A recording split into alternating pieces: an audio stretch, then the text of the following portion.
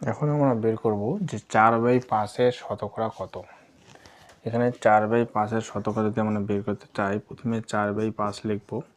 লিখে আমরা 4/5কে 100-র সঙ্গে গুণ করে দেব এবং এখানে দেখো 5 দিয়ে যদি 100কে কাটি তাহলে হবে 20। আমরা জানি 5 20 100।